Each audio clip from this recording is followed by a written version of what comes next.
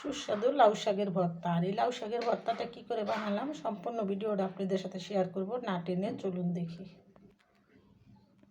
লাউ শাকের ভর্তা খাইতে এরকম আবাত্তি না পাত্তি হলেই ভালো হয়। তো এখানে আমি 10 টাকাতে দেখেন লাউ শাকগুলো আনছি। তো এই লাউ শাকগুলো পরিষ্কার করে ভর্তা করব আর আপনাদের সাথেও শেয়ার করব। লাউ শাকের ভর্তা খেতে কিন্তু অসাধারণ স্বাদ। তো আমি ডাটাগুলো আলাদা করব আর শাকগুলো আলাদা করব। এই যে দেখেন একদম হয়েছে, দেখেন শাকগুলো একদম সবুজ। আর একটু ভর্তা খেতে অনেক মজা আছে, বাত্তি সিম দিয়ে এই ভর্তাটা খেতে মজা লাগে। তো আমি বাত্তি সিম দিয়ে এই ভর্তাটা করব আর আপনাদের সাথে শেয়ার করব, না টেনে দেখতে থাকুন। তো লাউ শাকগুলো এখানে আমি পরিষ্কার করে বাইসা নিচ্ছি। এখন একটা একটা করে ধুয়ে সিদ্ধ করে নিব। লাউ পাতাটি আগে সিদ্ধ করবো, পরে কয়েকটা সিম দিব, বেশি সিম দিব না, ভর্তা অনেক হয়ে যাবে। আর এই লাউ পাতার ভর্তা খেতে কিন্তু অসাধারণ স্বাদ। দেখেন আমার নাতিও আমার সাথে রান্না করতেছে, দেখেন দুষ্টু কত করতে পারে। দেখেন আপেল এটার মধ্যে ধুয়ে ধুয়ে খাইতেছে।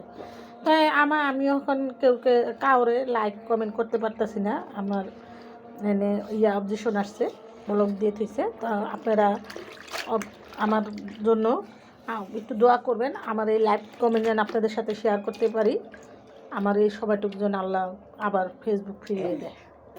আমি এখন লাউ শাকগুলো একটা একটা করে ভালো করে ধুয়ে পরিষ্কার করে নিব আর এটা ভর্তা কীভাবে করব সম্পূর্ণ আপনাদের সাথে শেয়ার করব।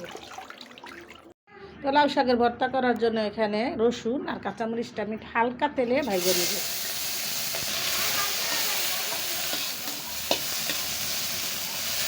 একদম তেল না, হালকা তেল দিয়ে, আমি তেল কম খাই সবসময়। তো ভর্তা লাউ শাকের ভর্তা তেল ছাড়াই বানাবো আর সেটাই আপনাদের সাথে শেয়ার করতেছি। আর সবুজ শাকের লগে সবুজ কাঁচামরিচটা যায়, আর শুকনো মরিচ দিয়ে অত স্বাদ লাগবে না, কাঁচামরিচ দিয়ে বানিয়ে খেয়ে দেখবেন একবার হলো। কাঁচামরিচ আর রসুনটা এখানে টালা হয়ে গেছে, দুইটা পেঁয়াজ দিয়ে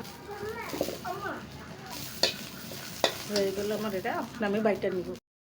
লাউ শাকটি দেখেন কত সুন্দর সবুজ, আমি এটির বাইটা নিব। আমি এখন মরিচ আর রসুনগুলো দিয়ে দিব, একটু সামান্য নুন দিয়ে দিব।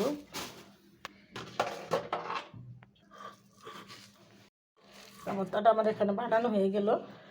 লাউ পাতার ভর্তা সবাই পছন্দ, কেউ খাইছে কেউ খায় নাই, কিন্তু আমি সবসময় লাউ পাতার ভর্তাটা আমার অনেক পছন্দ। তো আমার মা বানাইতো, আমরা খাইতাম ছোটোর সময় গরম ভাত দিয়ে, খুদের ভাত দিয়ে কিন্তু লাউ শাকের ভর্তা খেতে অসাধারণ স্বাদ।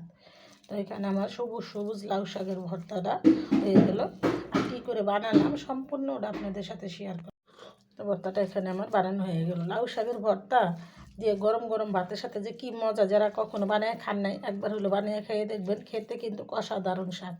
আমার ভর্তাটা আমি এনে কী কী দিয়ে বানালাম সম্পূর্ণটাই আপনাদের সাথে শেয়ার করলাম, না টেনে দেখবেন। আর এরকম মজাদার লাউ শাকের ভর্তা বানিয়ে খাবেন আর নতুন নতুন ভিডিও পেতে সাথেই থাকবেন। তো ভিডিওটা আর বড় না করে আমি এখানে রেখে দিলাম। আসসালামু আলাইকুম।